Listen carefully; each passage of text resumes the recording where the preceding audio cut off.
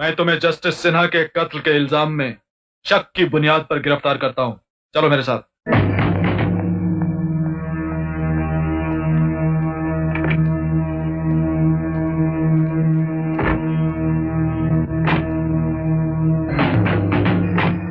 क्या मैं यह टेप सुन सकता हूं? सुन सकते हो?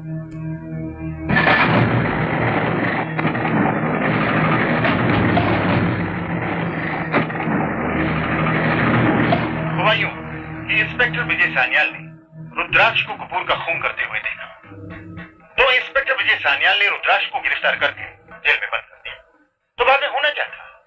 मैंने, रुद्राक्ष ने, डीसीपी और नेताजी ने मिलकर इंस्पेक्टर विजय सान्याल को हमेशा हमेशा के लिए मुक्त। क्या हुआ डीसीपी साहब, गाड़ी क्यों रोक दी? वैसे मुझे ये टेप कमिश्नर तक पहुंचानी है। जस्टिस सिन्हा से बात करते वक्त मैंने टेप कर लिया था। लाओ ये टेप मुझे दे दो। ये लीजिए, बहुत सारी कॉपियां हैं मेरे पास। देखो मैं तुम्हें नहीं जानता, तुम गाड़ी से नीचे उतर जाओ। जाओ इससे लेके जाओ।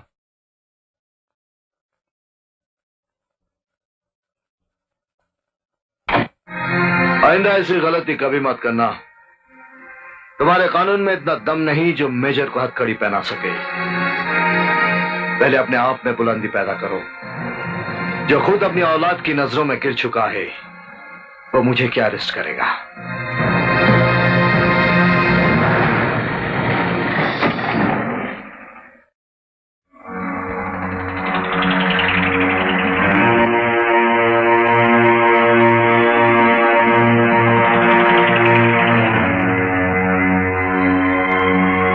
What happened? क्या बात है? आपने 1 घंटे में पूरे 75 चक्कर लगा लिए। तू मेरे चक्कर गिन रहा है? वो सर, वाह वाह वाह, क्या रिसर्च की है मेरे बारे में। अरे सेक्रेटरी हो तो ऐसा। देखा दोस्तों, ये मेरा पर्सनल सेक्रेटरी है। या बॉस टेंशन में है और ये मेरे चक्कर गिन रहा है। अरे तेरे को किसने मेरा पर्सनल सेक्रेटरी बनाया? सर आप ही ने बनाया। गलती हो गई, इसीलिए तो मार खा गया हिंदुस्तान। सर आप क्या सोच रहे हो इस वक्त, ये तो कोई भी बता सकता है। लेकिन आप क्या नहीं सोच रहे हो, ये सिर्फ मैं बता सकता हूँ। इन बैठे हुए लोगों से पूछिए कि आप क्या नहीं सोच रहे हो। दोस्तों, मैं क्या नहीं सोच रहा हूँ, क्या ये आपको पता है? नहीं। मैं बताऊं सर, इस वक्त सिर्फ आप देश के बारे में नहीं सोच सकते। मैंने ठीक कहा ना सर? क्योंकि कुर्सी मिलने के बाद नेता के पास देश के बारे में सोचने का वक्त ही नहीं होता है। Shut up! बहुत बोलता है, इडियट, गधा, नालायक। क्यों मंत्री जी, किस पर इतना चिल्ला रहे हैं? अरे आओ रुद्राक्ष आओ। भाई आप लोग जरा दूसरे कमरे में विश्राम करो, हम आपसे बाद में मिलते हैं। अरे तू क्यों खड़ा, जाना। जी जी जी सब जाता हूँ। बैठो। क्या हुआ मंत्री जी? रुद्राक्ष, इस बार राम प्रसाद का पलड़ा कुछ ज्यादा ही भारी है। अरे आप क्यों चिंता करते हैं, मैं वो पलड़ा ही काट डालूंगा। फिर मैं किस मर्ज की दवा हूं? आपकी जीत निश्चित है। फिर मंत्री जी, अगर आपकी गद्दी नहीं रहेगी तो हम मनमानी कैसे कर पाएंगे? अरे ये हुई ना बात। भाई इस देश के नेताओं को तुम जैसे महान लोगों की कितनी जरूरत है। क्यों शर्मिंदा करते हैं मंत्री जी? ये रावण राज अब बहुत जल्दी खत्म हो जाने वाला है, क्योंकि एक नया राम पैदा हो गया और उस राम का नाम है मेजर दिग्विजय सान्याल। जस्टिस सिन्हा की हत्या के बाद अब वो हमारे ऊपर वार जरूर करेगा, क्योंकि उसके पास एक ऐसा कैसेट है जिसमें जस्टिस सिन्हा ने सब कुछ कन्फेस किया है और ये कन्फेशन हम सबको फांसी के तख्ते पर चढ़ाने के लिए काफी है। अरे मैं अभी जाकर उसके पूरे खानदान को मौत के घाट उतार देता हूँ। नहीं रुद्राक्ष, तुम ऐसा कुछ नहीं करोगे। एक बार मुझे इलेक्शन जीत जाने दो, इस मेजर सान्याल से तो मैं खुद ही निपट लूंगा।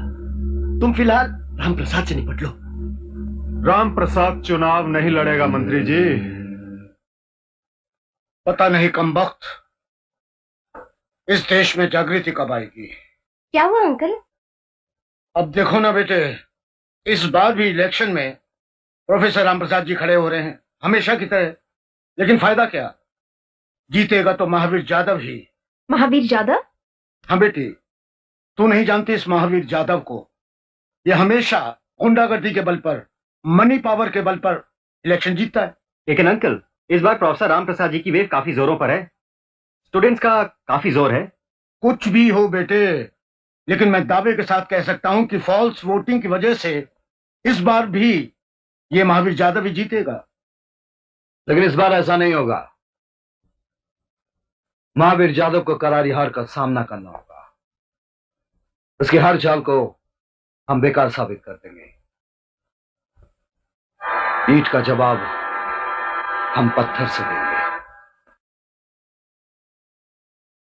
भाइयों, इससे पहले 3 चुनाव में हार चुका हूं। शायद नतीजा इस बार भी वही निकले, लेकिन मैं निराश नहीं हूं।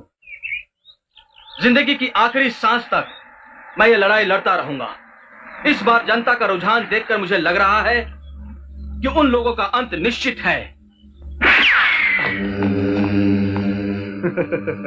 किसका अंत आ गया प्रोफेसर? ये तो वक्त ही बताएगा। वैसे भी राजनीति तुम्हारे किसी काम की नहीं है। जाओ मास्टर जाओ, बच्चों को पढ़ाओ जो तुम्हारा काम है। ये राजनीति तुम्हारे बस की नहीं है। यहां शैतानी दिमाग चाहिए जो तेरे पास है नहीं। तुम चाहते क्या हो? ला चरगुजे, इस कागज पर साइन कर दे। और हां, मंत्री ने वादा किया है कि इलेक्शन के बाद तुझे जमीन का बहुत बड़ा टुकड़ा देगा और साथ में 25 लाख रुपए। अपना कॉलेज बनवा लेना। ये तुमसे किसने कह दिया कि मैं कॉलेज का निर्माण करना चाहता हूं? लगता है मेरी बातें तेरी खोपड़ी में नहीं घुसी मास्टर। चल इस पेपर पर साइन कर दे।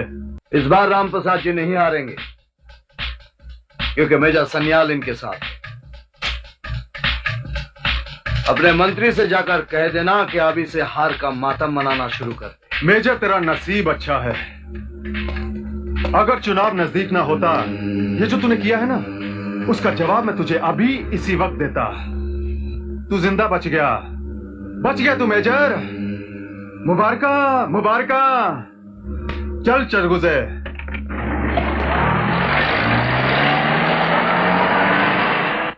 कल की मीटिंग की पूरी तैयारी हो गई? Yes sir.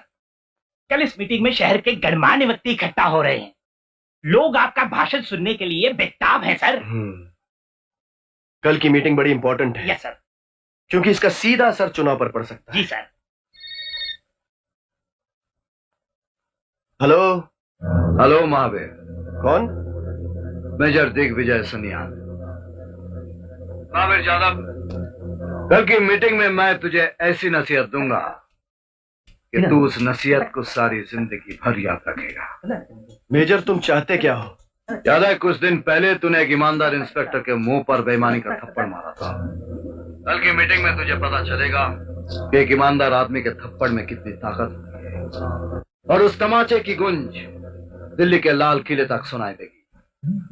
तू अपनी सेफ्टी के लिए जितनी भी चाहे फोर्स खड़ी कर दे, मेजर सन्याल उसे चीर कर तुझ तक पहुंच जाएगा।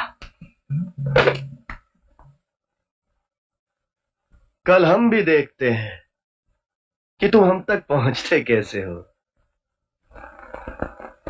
दोस्तों, आज मैं आपको चुनाव का मतलब समझाना चाहता हूं।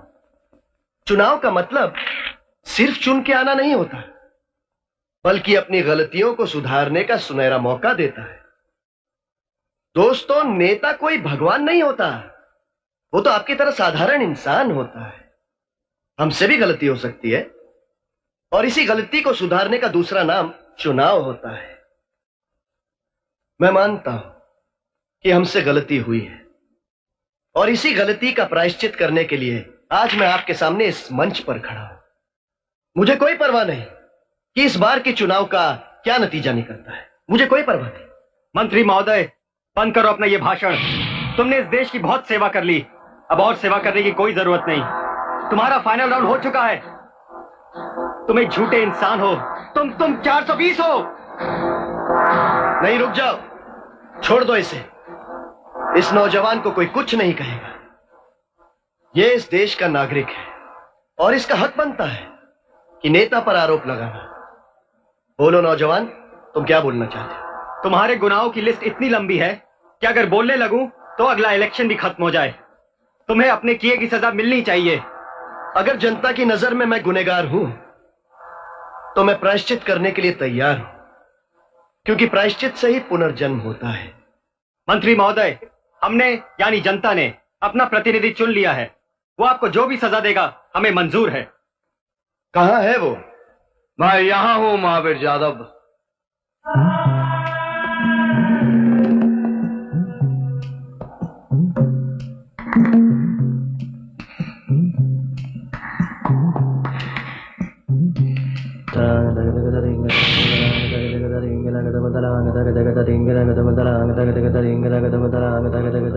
तुम जी हाँ, मैं तुम यहाँ आए कैसे? मेजर सन्याल जब चाहे जहां चाहे पहुंच सकता है। दुनिया की कोई ताकत उसे रोक नहीं सकती। इस वक्त मैं जनता का प्रतिनिधि बनकर तुम्हारा हिसाब करने आया।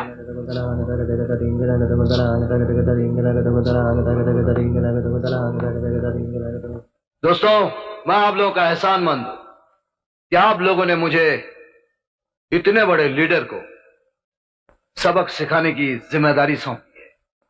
मैं कोशिश करूंगा कि इन्हें सही सबक दे सकूं। दोस्तों, आज तक मैंने किसी मंत्री को इस तरह जनता की अदालत में खड़े होते नहीं देखा। मुझे गर्व है मंत्री जी पर, जो पश्चाताप करना चाहते हैं ताकि इनका पुनर्जन्म हो और ये दोबारा कुर्सी पर बैठ सके। क्यों मंत्री जी? जी हाँ। अब मैं आप लोगों के सामने यह साबित कर दूंगा कि महावीर जाधव जबान के कितने पक्के हैं। ये जो कहते हैं वही करते हैं। शैल आई प्रोसीड? जी हाँ। महावीर जाधव के मंत्री होने के बाद जो जो वारदातें हुई हैं वो सब इन कागजों पर लिखी हुई हैं, और इन वारदातों को मद्देनजर रखते हुए मैं इस नतीजे पर पहुंचा हूं कि इनके गालों पर कस के 3 थप्पड़ मारूंगा। बोलिए, आपको यह फैसला मंजूर है? हाँ, मंजूर है। करीब आओ महावीर जाधव। तुम्हारे कदम रुक क्यों गए? अगर आज रुक गए तो जिंदगी भर की मेहनत पर पानी फिर जाएगा। Come on.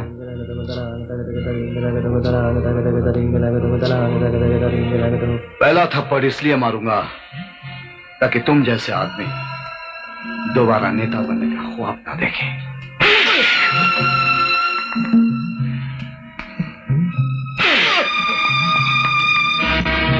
दूसरा थप्पड़ इसलिए ताकि ये जनता के साथ आइंदा विश्वासघात ना करे। तीसरा थप्पड़ उस इंस्पेक्टर सन्याल के नाम, जिसकी ईमानदारी के बदले तुमने उसके मुंह को थप्पड़ मारा था। और मेरा चौथा थप्पड़ होगा चुनाव में तुम्हारी हार।